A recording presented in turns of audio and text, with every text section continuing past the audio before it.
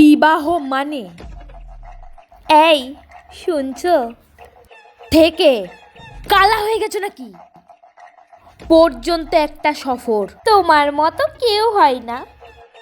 থেকে তোমার মতো অনেক দেখেছি পর্যন্ত একটা সফর তুমি রেখে দাও। থেকে দয়া করে তুমি রাখো তো পর্যন্ত একটা সফর কোথায় গিয়েছিলে সোনা?